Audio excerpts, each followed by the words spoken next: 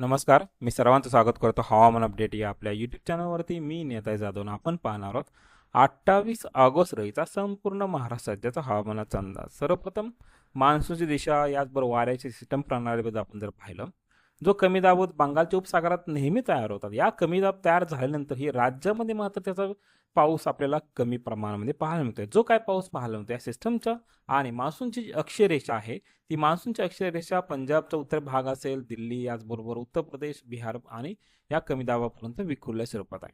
आणि जो काय पाऊस पाहायला मिळतो तो उत्तर प्रदेश असेल, दिल्लीपर्यंतच आपल्याला मर्यादित क्षेत्रापुरता पाहायला मिळतो. याचबरोबर नॉर्थ ईस्ट जे काही राज्य असतील या ठिकाणी आपल्याला सध्या पाहायला मिळतं. मात्र राज्यामध्ये मात्र पावसात या महिन्याच्या शेवटीपर्यंत जवळपास 30 ते 31 ऑगस्टपर्यंत राज्यात पाऊस हा एकदम कमी आहे. जो काय पाऊस पाहायला मिळेल तो घाटमाथ्यावरती हलक्या स्वरूपाचा आणि विदर्भातील जो पूर्व भाग असेल त्या ठिकाणी हलक्या स्वरूपाचा पाऊस पाहायला मिळेल. मात्र ऑगस्ट महिना संपल्यानंतर जवळपास 2 किंवा 3 तारखेनंतर राज्याचा जो पूर्व भाग असेल त्या भागामध्ये जोरदार पाऊस आपल्याला पाहायला मिळेल. तसाच तो पाऊस मराठवाडा आणि पश्चिम महाराष्ट्र कोकणापर्यंतही येण्याचीही दाट शक्यता आहे. मात्र हा थोडासा लांबचा अंदाज आहे. याचबरोबर आजचा जो हा अंदाज आपण तयार करतोय हा मी 1 दिवस अगोदर तयार करतोय, त्यामुळे या अंदाजामध्ये काही अंशी बदल नक्की होण्याची दाट शक्यता आहे. याचबरोबर गुजरातचा उत्तर भाग असेल, राजस्थान, मध्य प्रदेश, याचबरोबर महाराष्ट्राचा धुळे, नंदुरबार, जळगाव, पश्चिम महाराष्ट्रात बहुतांश भाग असेल सोलापूरपर्यंत, याचबरोबर मध्य प्रदेश असेल, उत्तर प्रदेशचा पूर्व भाग असेल आणि दिल्लीपर्यंत हा जो पट्टा दिसतोय या भागामध्ये पावसाची शक्यता फार कमी आहे. कारण की जे काय वारं वाहत होतं हे सर्क्युलेशन आहे या ठिकाणी, या सर्क्युलेशन प्रभावामुळे गुजरात मार्गे राजस्थानमध्ये असं वारं वाहत आहे.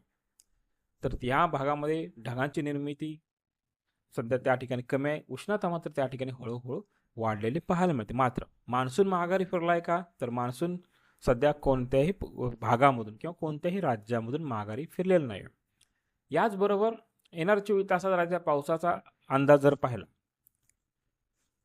भंडारा, नागपूर, याचबरोबर गोंदिया, गडचिरोली संपूर्ण जिल्हा असेल, चंद्रपूर संपूर्ण जिल्हा असेल, यवतमाळचा उत्तर भाग, वाशिमचा उत्तर भाग, अकोला, अमरावती हा जो पट्टा असेल या भागामध्ये ढगाळ वातावरण पाहायला मिळेल व काही अशा ठिकाणे असणार आहेत त्या ठिकाणी आपला तुरळक स्वरूपाचा पाऊस पाहायला मिळेल. यवतमाळचा उत्तर भाग, चंद्रपूरचा उत्तर भाग, गडचिरोलीचा उत्तर भाग या भागामध्ये आपल्याला हलक्या मध्यम स्वरूपाचा पाऊस एक दुसऱ्या स्वरूपामध्येच पाहायला मिळेल.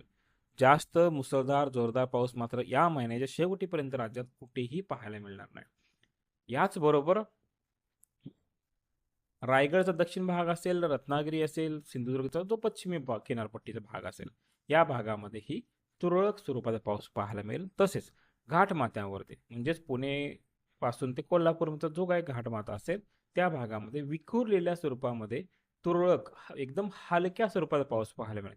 5 ते 10 मिनिटाचा पाऊस पाहायला मिळेल. त्याच्यानंतर ऊन पडेल, परत 5 ते 10 मिनिटाचा पाऊस पडेल. या पद्धतीचा पाऊस आपल्याला जवळपास पाहायला मिळण्याची दाट शक्यता आहे.